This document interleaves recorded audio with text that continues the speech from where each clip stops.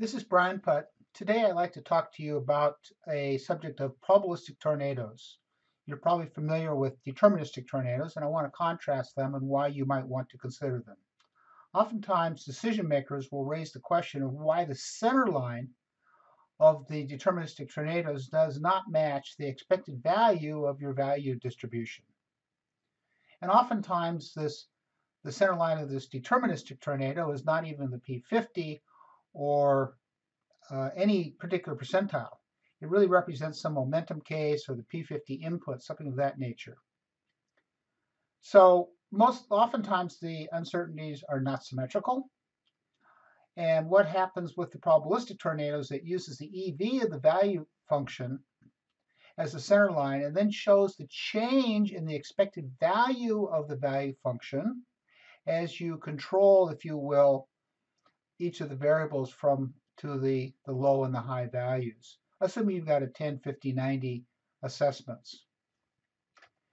So here's an example where we've used the P50 inputs and looked at the sensitivity deterministically over here. The value function is given by variable 1 times variable 2 divided by variable 3. And we can see the uncertainties over here, 1, 2, and 3 going up in this case. The value function, though, is shown here with the expected value of 5.91 versus the deterministic case of 3. So what does this look like if I do the probabilistic? Well, notice that with the probabilistic tornado over here, the expected value or the center line is at 591, the same as our cumulative distribution function.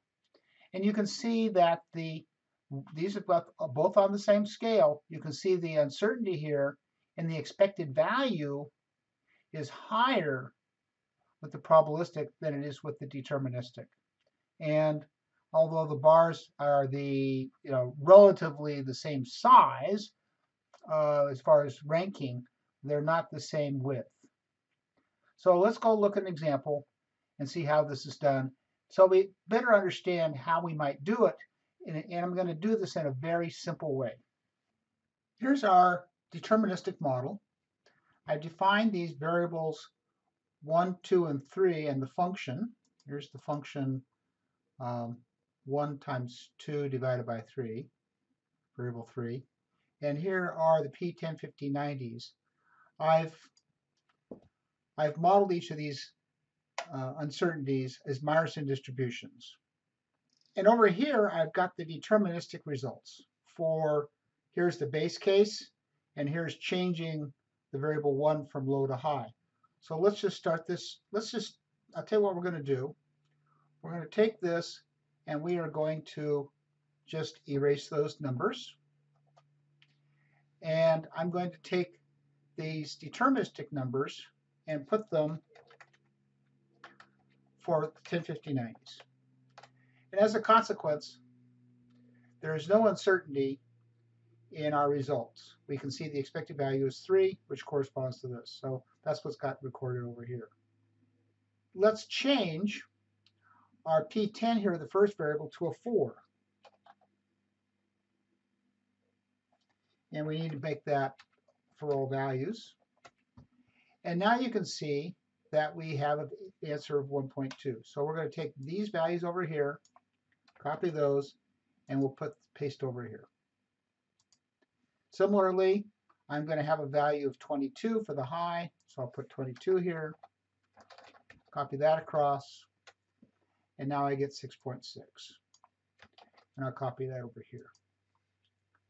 When I go to the second value, second variable, I put this back to the 10.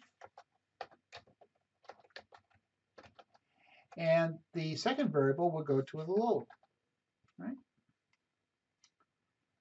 Across all those.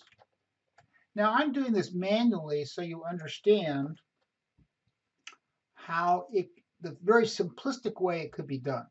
This clearly could be automated, and a lot of programs is automated for you. I've now completed all of my sensitivities.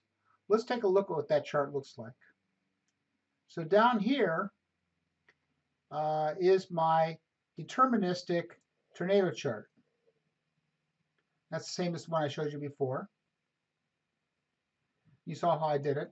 My value function is a straight line because there is no uncertainty in my result.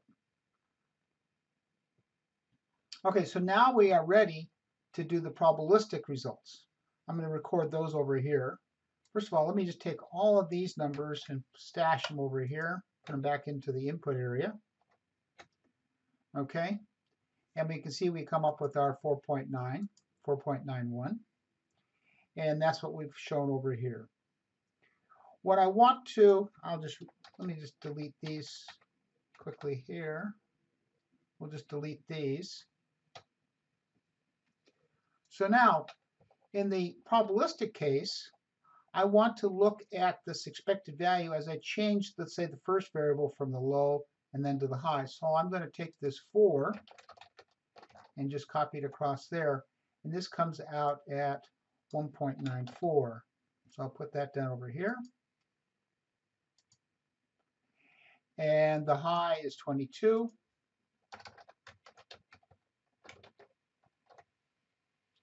But you'll notice that the other variables, variable 2 and 3, are still uncertain.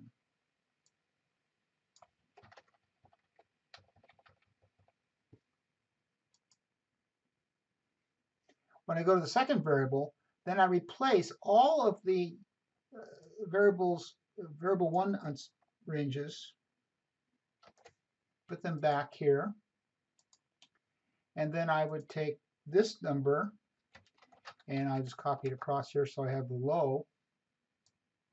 Okay. And I just continue to do that.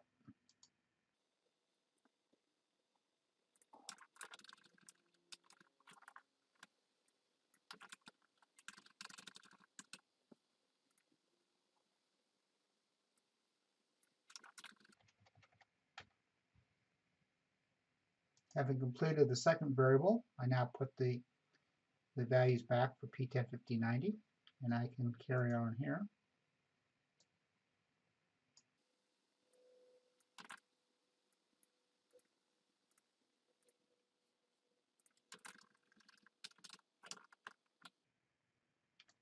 And here's our final one.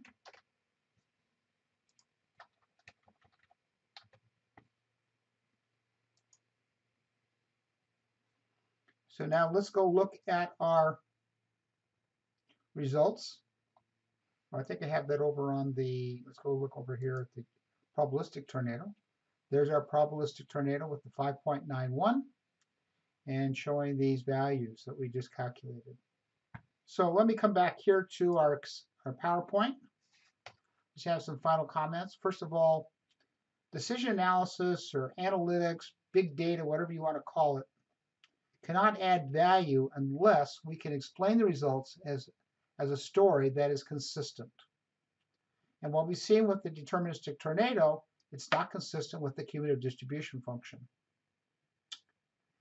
The decision makers are less trained in these areas that we practice, and so the story needs to be as simple as possible, yet transparent, or otherwise they won't act on it. Introducing distractions, such as why is the center line of the tornado different from the EV of the function, does not contribute to making the decision. So give some thought to the probabilistic tornado, and perhaps this will help you in telling your story about your analysis. Thank you for watching.